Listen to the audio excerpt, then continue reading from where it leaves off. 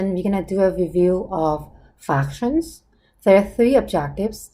First, we're going to get a good understanding of what a fraction is. Objective 2, we're going to try to understand the differences between a proper and an improper fraction. And the third objective, we're going to try to simplify fraction to lowest terms. So let's start with the first objective. Understanding the meaning of fraction.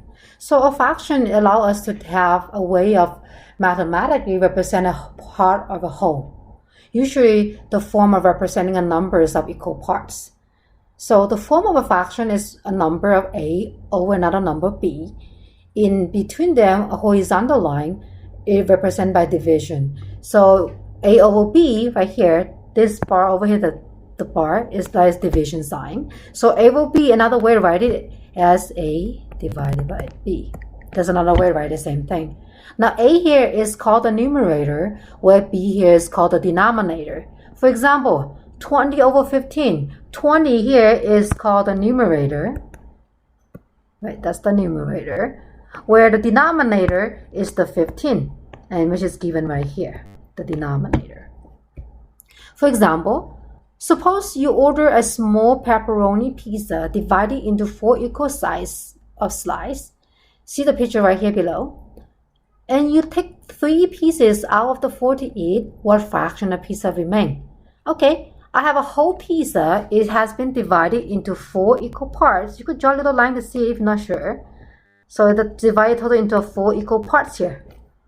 My drawing is not that straight. Okay, so you take 3 out already, so there's only 1 slice left. So the remaining pizza is 1 over 4, which is represented by 1 over 4. Where 1 is the one remaining piece, 4 tells me I divide the pizza into 4 slices, which is in the denominator. Let's look at example 1.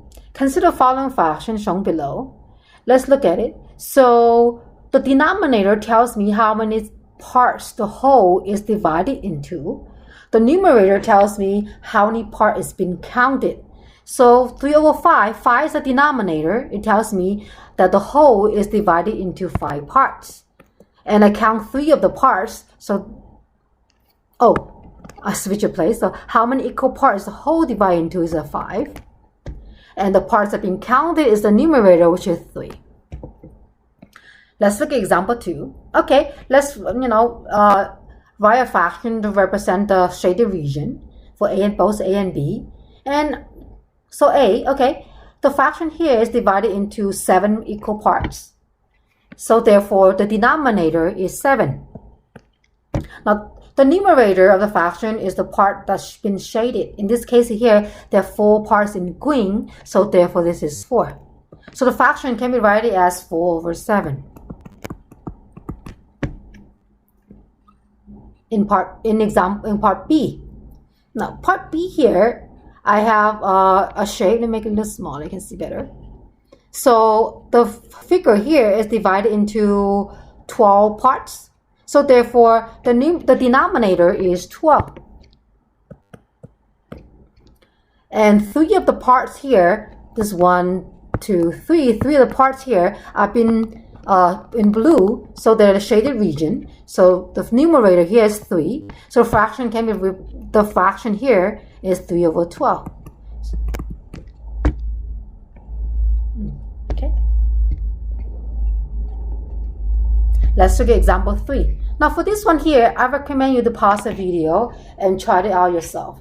So I want to shade the fraction that represented here in the figure. So the fraction is 2 over 4. I want to shade 2 over 4 of the whole thing here. So the first diagram, figure C here, I'm going to shade 2 of the parts. So any 2 of the square, I can shade it, represent a shaded region. Okay. 5 over 6 tells me that the figure divided into 6 parts. I'm going to shade 5 of them. Okay. Or I'm going to count 5 of them. Let me shade them. So a total of 5. Let's look at objective 2. Now the differences between proper and improper fraction. Now, a proper fraction is a number between 0 greater than 0 but less than 1. And a proper fraction tells the top, which is the numerator, is always smaller than the denominator. For example, 1 over 2. Note that 18 over 19, 45 over 100. Note that the denominator here is always bigger. So this is the bigger number compared to the numerator. On the other hand, improper fraction are numbers that are greater than 1. Greater than or equal to 1, right? So note that 3 over 2 is, more than 2 over 2, which is more than 1. 21 over 19, 145 over 100. Note that for improper fraction, the numerator here, which is the top number, is always bigger than the denominator. Now, for integers, such as 5, 6, 7, 100, those are greater than 1, so therefore they count as improper fraction. Now 1 is another way to represent 1. I can write 1 as, like pizza. For a pizza divided into 4 slices, you eat 4 of them. So you eat the whole pizza, so 4 over 4 can be counted as 1. And I can write it as 5 over 5. I can also write it as 100 over 100.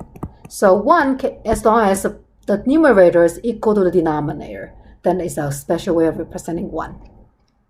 Okay, for example 4, let's identify, see which one is a proper fraction, which one is an improper fraction. Now the proper fractions are the numerator have to be bigger than the denominator.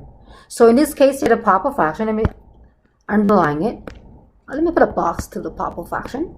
So proper fraction, numerator smaller than denominator. That's 2 over 3. That is 1 over 3rd. Now improper fraction tells me fractions that are greater or equal to 1. So 3 is greater than 1. So 3 is an improper fraction. Now also fraction that are the numerator is greater than the denominator. So 3/2 is an improper fraction. A over 3 is also improper fraction. Let's look at the third objective. The third objective here, our goal is to reduce fraction to the lowest term. Now a fraction is reduced to its lowest term if the numerator and the denominator had no common divisors other than 1. Oh, let me put it back. Let me highlight it. No other than 1. So for example here, the fraction 18 over 24 is not in the lowest term because 18 over 24, that common factor of 6. So say 18 I can write 3 times 6, 24 I can write 4 times 6. So when we do divide top and bottom by 6, I have 3 over 4 left. So 18 over 24, another way to write it is 3 over 4. Note that here, the 6 over 6 is the same thing as 1. That's why we can reduce it. We can divide top and bottom by 6. And 6 over 6 is 1, it just simplify out. Now greatest common divisor is 6 here. Now greatest common divisor usually in notation of GCD. We can also call it greatest common factor, 6 here.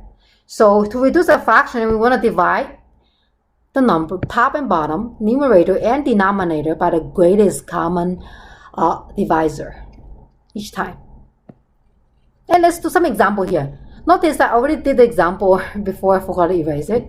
So 20 over 15 here, 20 can write as 4 over 5, 4 times 5. 15 I can write 3 times 15. 3 times 5, I'm sorry. Now I'm going to divide top and bottom by 5 here. So 20 over 15 can reduce to 4 over 3. Note that the 4 and the 3 has no common divisors other than 1.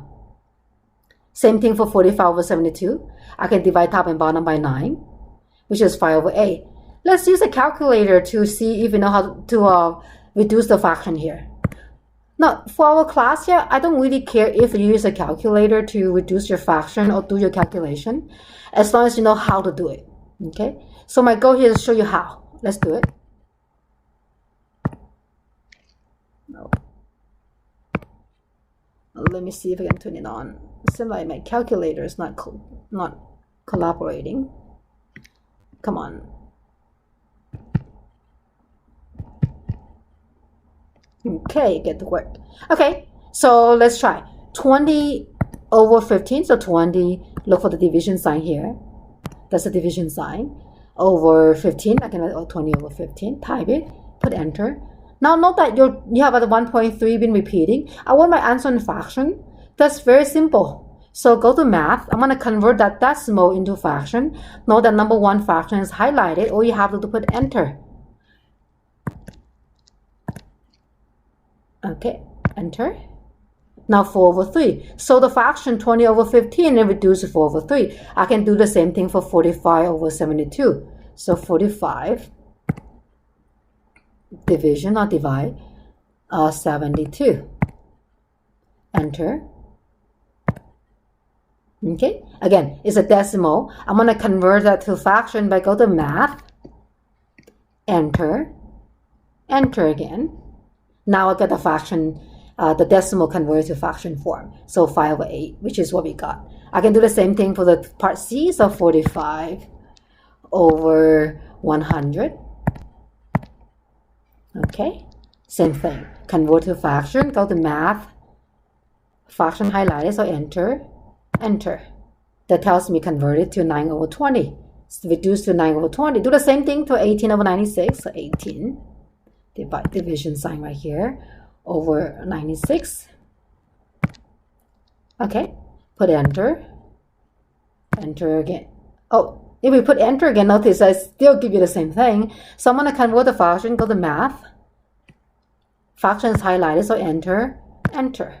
Now, my answer is 3 over 16. Notice that my answer is 3 over 18. I make a mistake over there. So this one should be a 3 over 16. Okay? So this should be 3 over 16.